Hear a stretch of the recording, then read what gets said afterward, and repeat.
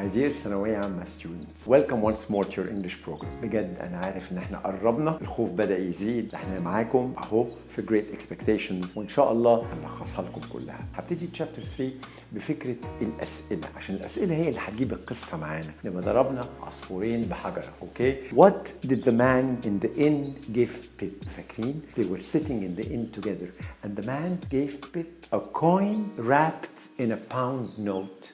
coin wrapped in a pound note. خلي بالكم كلمة wrapped في W قبليها، ما بتاخدوش بالكم منها، ما بتتنطقش، لكن هي wrapped بتبقى WRAPPED.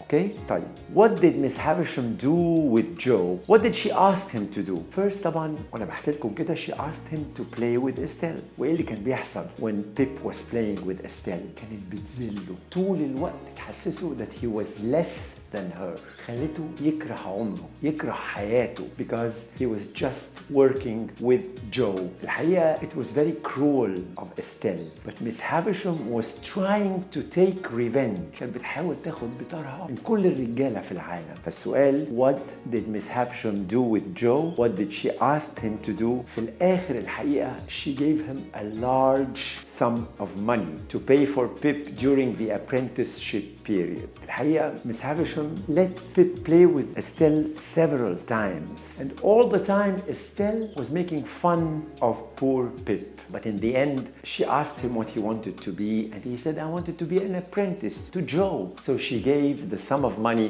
and told him not to come back again. Not to come back again. However, in his second visit, Miss Havisham, what did she tell him? Actually, she told him of the story of her marriage. Poor Miss Havisham. She was all dressed in her wedding dress. كانت لابسة فستان الفرح والتورتة موجودة. That's what you remember. فاكرين لما قلت لكم الساعة كلها وقفت الساعة كام؟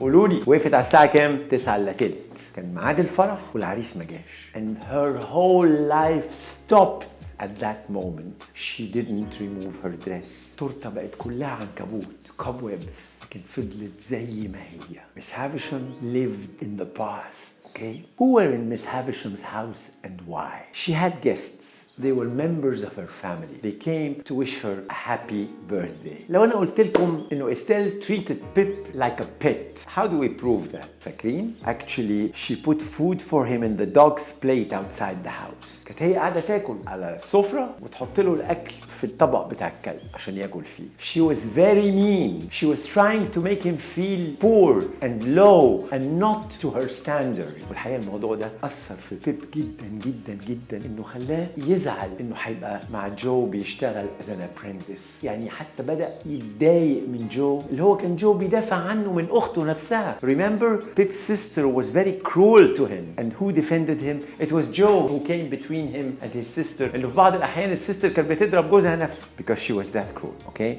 Who did Pip see outside the house? فاكرين؟ He met someone outside the house, a young man, and they had a fight together. What did Mrs. Joe and Mr. Pumblechook think about Miss Havisham? طبعا كانت فرحانة قوي أخته إنه Miss Havisham الست الغنية, the rich woman, was helping him out. Okay? And they thought she was going to help him with a lot of money. They thought she was going to help him. She was going to give Pip her fortune. هنعرف في الرواية طبعا إنه ده ما حصلش. Okay? Why did Pip change his desire to be a blacksmith? Why? Because he felt so low what Estelle did to him that he wanted to be a gentleman. He wanted to be a gentleman. He wanted to be educated. He made Biddy, who came in. انتوا عارفين مرة Pip was coming back home and he found a lot of people around the house. He rushed in, found his sister lying on the floor with blood coming down from her head. A stranger had come into the house and hit her on the head. The cruel woman recovered.